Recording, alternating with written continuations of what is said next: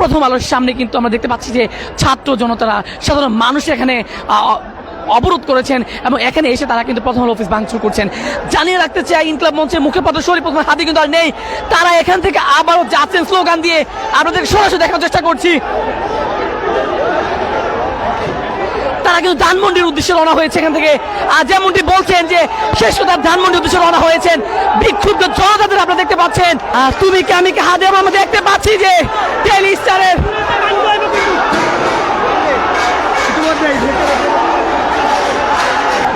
ছাত্র জনতা থেকে শুরু সাধারণ জনতা ভিতরে প্রবেশ করছেন এবং তারা কিন্তু ভিতরে গিয়ে ভাঙচুর করছেন। আপনাদেরকে দেখাতে চাই, নিশ্চয়ই আপনারা দেখতে পাচ্ছেন।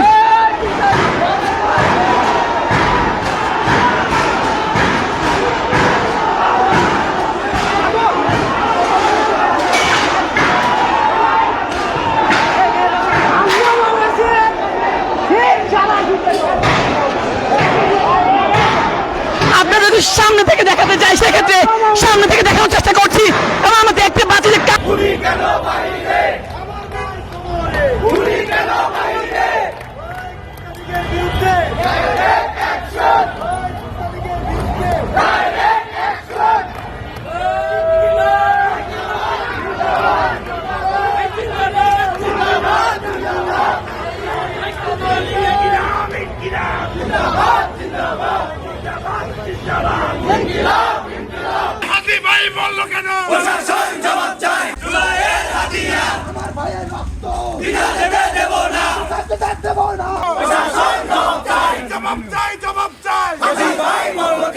উত্তম প্রতিশোধ নেওয়া হবে লক্ষ কোটি ওসমান হাদির জন্ম নেওয়ার মাধ্যমে।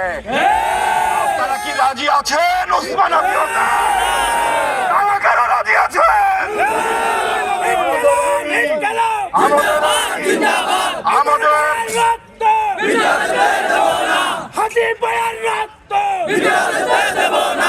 আমরা প্রত্যেকে শাহাদাতের জন্য শাহাদাতের তামান্না করি, মৃত্যুকে আমরা ভয় পাই না। ইনশাআল্লাহ হাদি ভাইয়ের মতো যদি আল্লাহ আমাদেরকে শহীদ হিসেবে কবুল করে নেয়, আমাদের অবশ্যই দেখা হবে বাবুল জিয়াদের দরজার সামনে হাদি ভাইয়ের সাথে, আবরার ফাহাদ ভাইয়ের সাথে, আবু সাইদ ভাইয়ের সাথে, মুগ্ধ ভাইয়ের সাথে। কিন্তু আমরা এই বিপ্লবের পথ পরিত্যাগ করব না এবং এই ফাঁসিবাদের বিরুদ্ধে, আধিপত্যবাদের বিরুদ্ধে যতক্ষণ এই দেহ প্রাণ আছে আমরা আমাদের সংগ্রাম চালিয়ে যাব। আওয়ামী লীগের বিরুদ্ধে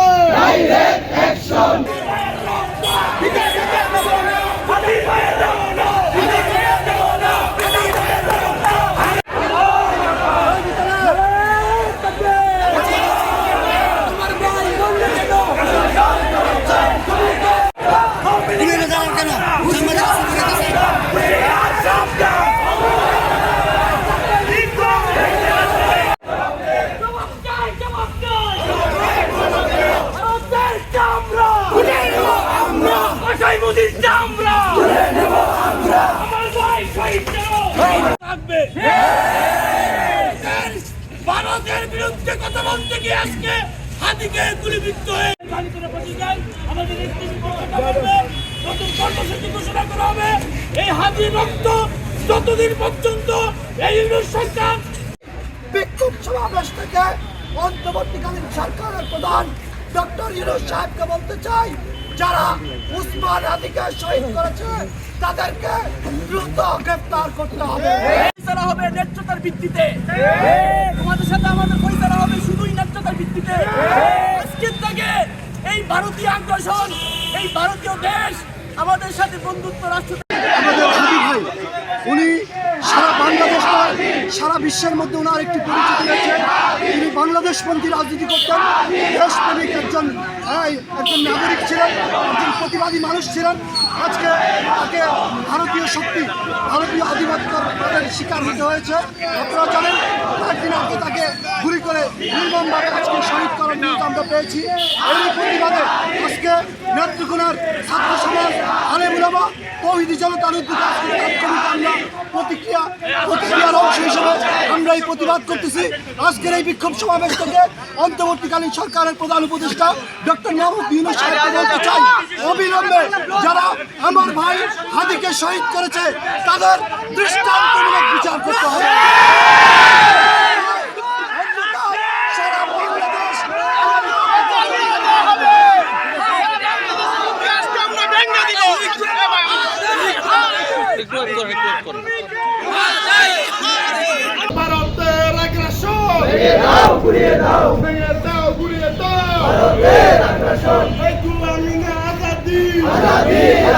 সহযোদ্ধা শরীফ ওসমান হাদি ভাইয়ের উপরে কিছুদিন আগে আওয়ামী লীগের সন্ত্রাসী বাহিনীর দ্বারা আক্রমণ হয় এবং দুইজন তার উপরে গুলি চালায়, যে গুলির কারণে আমাদের সহযোদ্ধা আমাদের ভাই হাদি ভাই ইন্তেকাল করেছেন। ইন্নালিল্লাহি ওয়া ইন্না ইলাইহি রাজিউন। আমরা সাধারণ ছাত্র জনতা, পিরোজপুরের সাধারণ ছাত্র জনতা এবং সর্বদলীয় ঐক্যের মাধ্যমে আমরা সবাইকে জানাতে চাই, এই ফ্যাসিবাদের শক্তি আমরা ভেঙে দেব ইনশাআল্লাহ।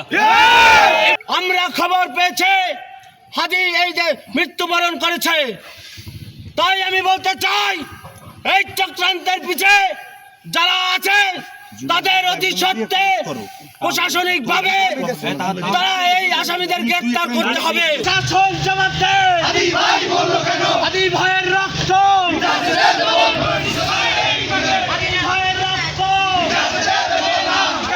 দেব না। হাদি ভাইয়ের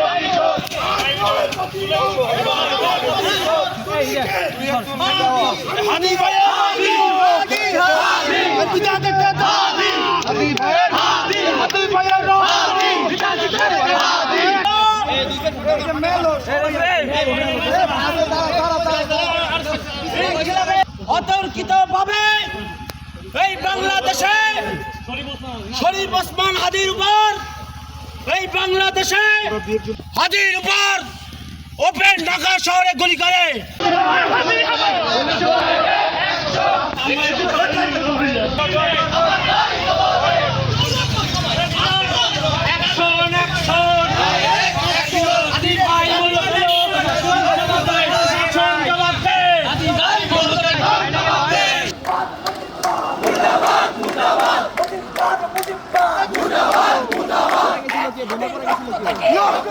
জন্ম নেবে